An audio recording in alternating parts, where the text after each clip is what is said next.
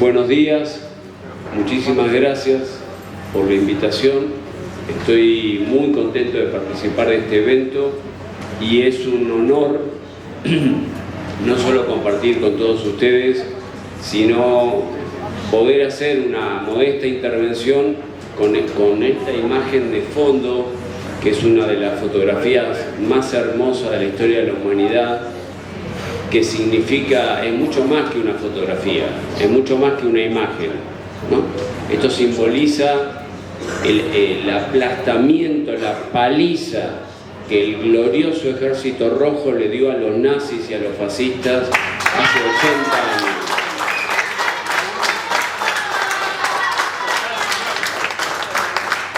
Y tuve el honor, a través de un amigo, que uno de los que colgó esa bandera roja en el corazón nazi, que pensaban gobernar 1000 años, y gobernaron creo que 12 nada más, ¿no? Uno de esos compañeros, que no me acuerdo cuál es, porque aparte acá es joven, pero de más grande, de más viejo, vino a la Argentina en el año 1973, y el papá de un amigo mío fue su guardia personal, fue la persona que lo cuidaba. Ya era un señor mayor de edad, ¿no?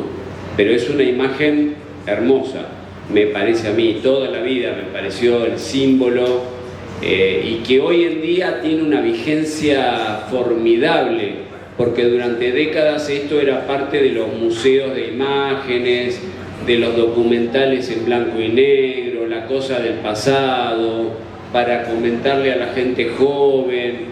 Fíjate que hubo 2 guerras mundiales, el fascismo, el nazismo, la Unión Soviética, etc. Pero hoy en día vuelve a estar en la palestra, vuelve a estar en el eje del debate mundial.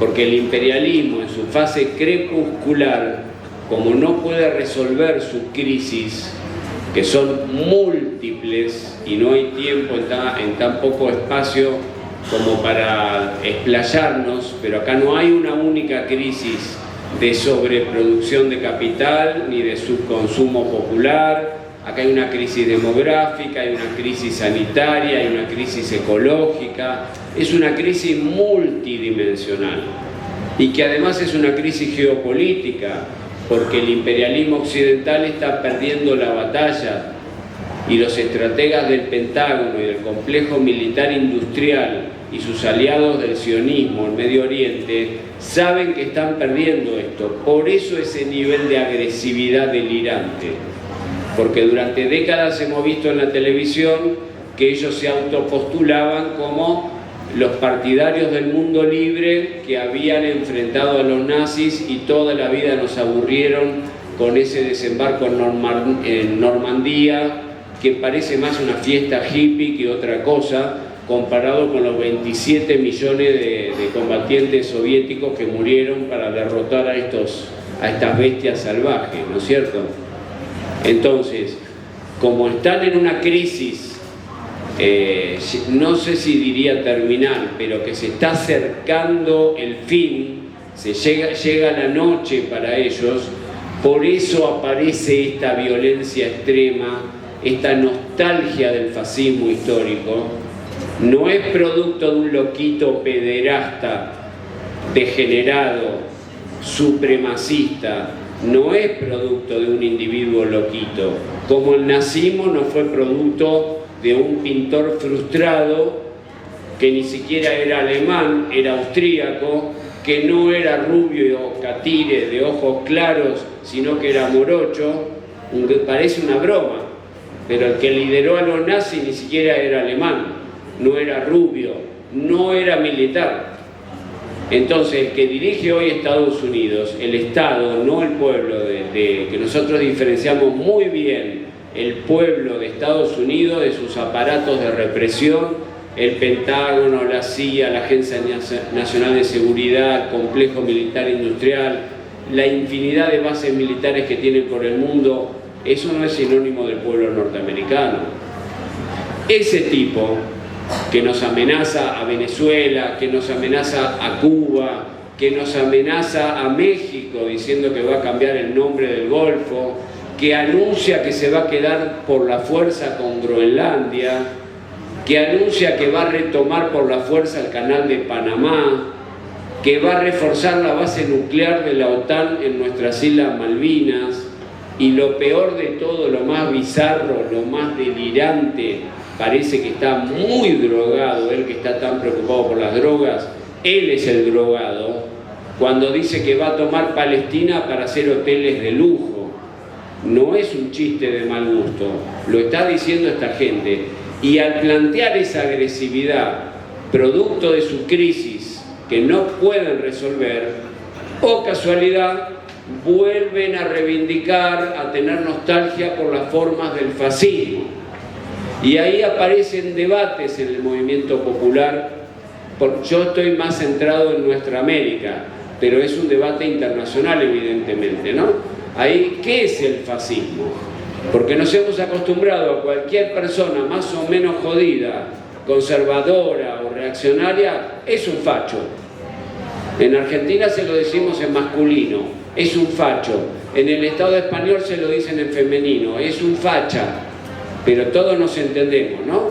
Se le dice fascismo a cualquier cosa.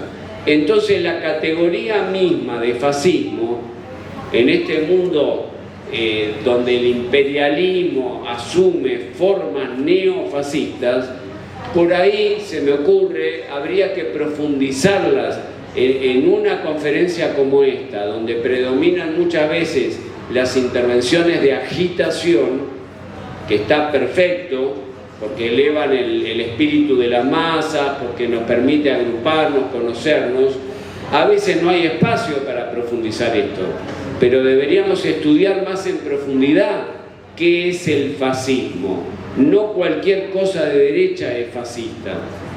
Y hubo debates muy importantes que tenemos acumulados en la espalda y en la historia y en la memoria popular sobre qué es el fascismo. El primer gran debate, a mi modesto entender, no se dio en la academia gringa, no se dio en la farándula intelectualosa, se dio en la internacional comunista, que hay que reivindicar, que tuvo 7 congresos la internacional comunista. El principal, por supuesto, maestro y artífice de todo eso fue Lenin, pero no fue el único. Ahí intervinieron un montón, incluso enfrentados entre sí, sus amigos, sus compañeros, compañeras, desde Antonio Gramsci, que tal vez fue el principal continuador de esto y que no tiene nada que ver con la socialdemocracia, porque fue un comunista revolucionario que vivió años clandestino, como militante clandestino de la Internacional Comunista. No es una opinión mía, eso hay un montón de biografías, como la de Giuseppe Fiore, que lo demuestra, ¿no? Y Mussolini, el jefe de los fascistas, lo captura. Estaba Lenin, estaba Gramsci, estaba Trotsky, estaba Stalin, estaba Sultan Galier, Zinoviev, Kamenev, Bukharin, una variedad de gente, y hasta Rosa, que la asesinaron muy pronto, que no la asesinaron los fascistas, la asesinó la socialdemocracia, y el nombre del asesino hoy se lo pusieron de homenaje a una fundación que coopta intelectuales incluso en Venezuela, la Fundación Friedrich Ebert. Ebert era el asesino de Rosa. ¿Cómo le van a poner de homenaje al asesino de Rosa a una institución que se dice progresista y que está muy metida en Venezuela y está muy metida en la UCB, en la Universidad Central de Venezuela, y está muy metida en Cuba, y el nombre que asume es el del asesino de Rosa?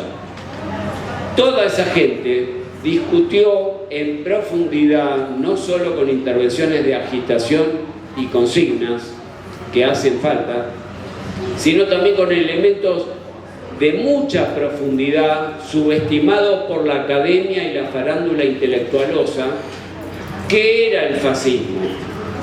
Y uno de los nombres más célebres, junto a Gramsci, que en los cuadernos de la cárcel elaboró 3.000 páginas para indagar eso que era el fascismo, que había derrotado al proletariado italiano, que tomó no con las comunas, en Italia se llamaron consejos obreros, pero la idea no era muy diferente. no eran idénticos, pero era bastante similar.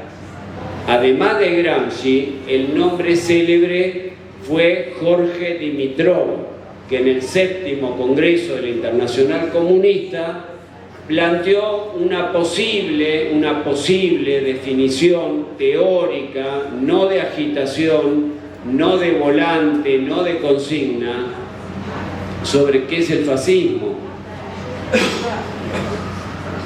Y Jorge Dimitrov lo definió como la dictadura terrorista del gran capital financiero, ¿no? ¿Eso qué pasó? Ah, buenísimo, mil gracias. Lee dice, siempre me salva la vida. Entonces, muchos dijeron en el 2025, no, pero eso quedó viejo, porque ese régimen fascista clásico italiano de Benito Mussolini, 1922, y luego el nazismo alemán, 1933, y luego Franco, feroz genocida del pueblo del Estado español, y luego Salazar, tenían en común, por ejemplo, que se caracterizaban por la movilización de masas. Como en otros países los neofascismos de 2025 no apelan a la movilización de masas, mucha gente de la academia, de la intelectualidad, incluso de la política, nos quiere convencer de que no, se están equivocando, hermanos, se están equivocando, hermanas. Esto no es fascismo, sino se dan idénticamente las mismas características de Europa Occidental. Hasta los uniformes nazis y fascistas italianos no son los mismos que hoy en día se usan. Entonces el fascismo no existe. Pero gravísimo error eurocéntrico pensar que el fascismo tiene una forma única.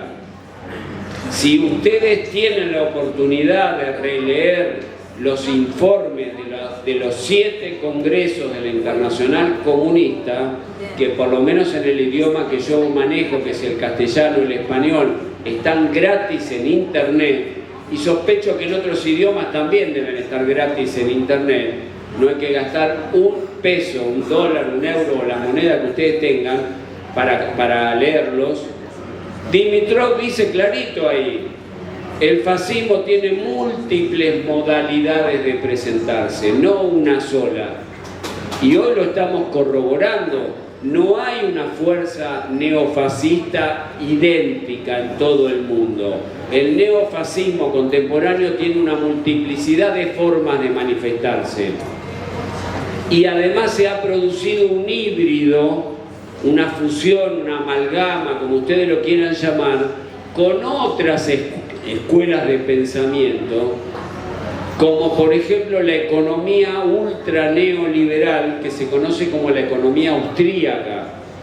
El experimento argentino de Milei, que toda la ultraderecha mundial lo toma como arquetipo, desde Vox en el Estado español hasta un montón de fachos que ni me acuerdo porque tienen nombres para mí un poco exóticos, pero todos los nombran como ese es el ejemplo, Milei, una mezcla de neofascismo y de nostalgia por la dictadura genocida de Videla y de Macera, combinada con la escuela austríaca.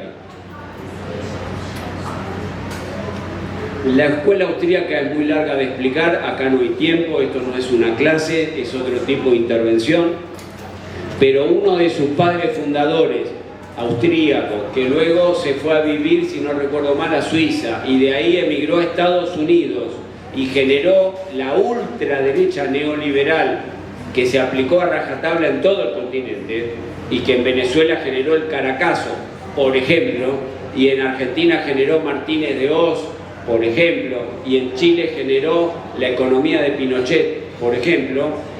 Ludwig von Mises, en 1927, 5 años después de que Benito Mussolini había hecho la marcha sobre Roma, o sea, cuando el fascismo ya estaba consolidado y Antonio Gramsci ya estaba en prisión y la clase trabajadora italiana había sido derrotada en la Fiat con los consejos obreros, que era la forma, insisto, muy similar a lo que serían las comunas en Venezuela, porque las comunas son herederas de una larga tradición. No es un invento que salió de una galera de un loco llamado Hugo Chávez. No, es el producto de una larga tradición, que hasta viene de la reflexión de Karl Marx, que tal vez lo podamos ver en otra mesa. En 1927, Ludwig von Mises, en su libro Liberalismo, uno dice, son liberales, son de derecha, pero no son fascistas, le rinde homenaje público a Benito Mussolini y al fascismo. Repito, si lo quieren, si no me creen, búsquenlo en internet. Ludwig von Mises, ¿cómo se llama el libro? Liberalismo. Fecha original 1927.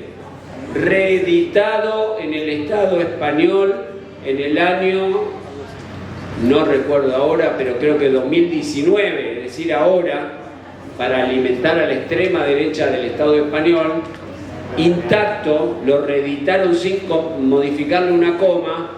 El líder de la extrema derecha del neoliberalismo económico le rinde homenaje a los fascistas de Mussolini.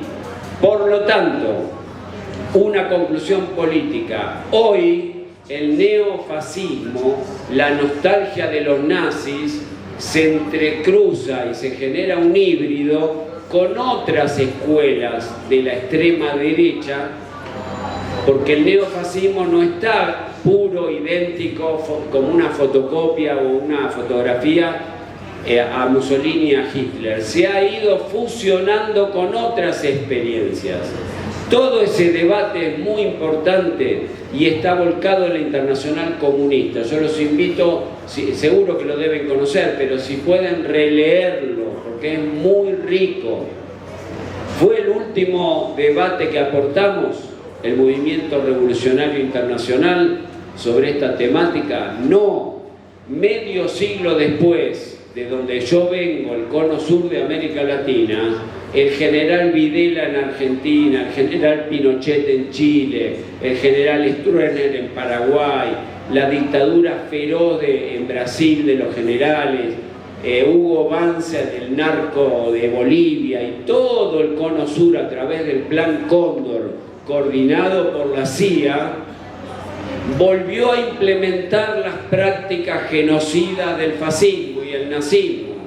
Asesinaron a decenas de miles de personas de la peor manera imaginable. La peor película de terror de Netflix es un cuento para niños y niñas comparado con lo que se hizo en la realidad del Cono Sur. Y entonces, 50 años después de Dimitrov, de los bolcheviques, de la Internacional Comunista, reapareció el debate. ¿Qué coño son las dictaduras del Cono Sur? ¿Son fascismo o no son fascismo? Y el exilio argentino, chileno, uruguayo del Cono Sur logró, los que lograron sobrevivir y no fueron aniquilados, en México tener un segundo debate sobre esto, que también los invito y las invito a leerlo. No es largo, es fácil. Ese debate lo protagonizaron, solo menciono los nombres, el pensador ecuatoriano Agustín Cueva, el pensador brasileño Teotonio dos Santos, gran amigo de Chávez, el pensador brasileño Rui Mauro Marini, probablemente el más radicalizado de todos, y el pensador boliviano René Zabaleta Mercado, que tal vez para la gran mayoría de ustedes que hablan otros idiomas, vienen de otras culturas, sea gente desconocida. Pero bueno, hoy con los traductores, si lo buscan, lo pueden pasar a sus idiomas. Y se volvió a discutir en México, concretamente en el año 1978, la problemática del fascismo y el imperialismo. Creo que esos dos debates son insumos fundamentales para el 2025, para rediscutir qué es el fascismo, qué es el neofascismo, qué es la nueva derecha, cómo entender este híbrido raro, exótico, pero muy eficaz, donde los nazis, los fascistas y los neoliberales todos se juntan.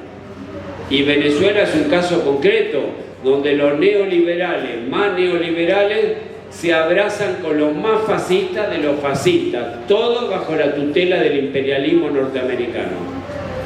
Entonces, para terminar, me parece que volver a agruparnos las y los comunistas, socialistas, gente revolucionaria, que defendemos esta tradición heroica que le dio una paliza enorme a los nazis, nada menos que a los nazis.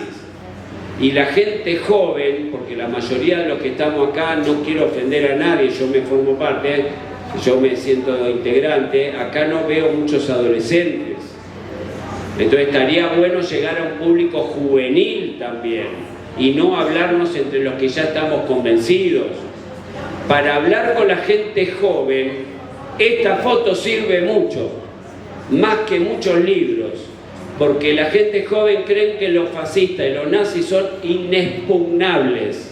Y acá está clarito, le clavamos la bandera roja en el corazón de Hitler y los nazis. Esto es una prueba contundente, si uno dialoga con gente joven, de que nosotros le ganamos en la historia. Y si vuelven otra vez a intentar hacer un tercer intento, van a volver a recibir una paliza. Y si se meten en Venezuela, los vamos a volver a aplastar. Y si invaden Cuba, los vamos a volver a aplastar como fue en Alemania, en Italia y en todo el fascismo histórico. Bueno, muchísimas gracias y ojalá nos podamos unificar todos los revolucionarios y las revolucionarias del mundo. Muchas gracias.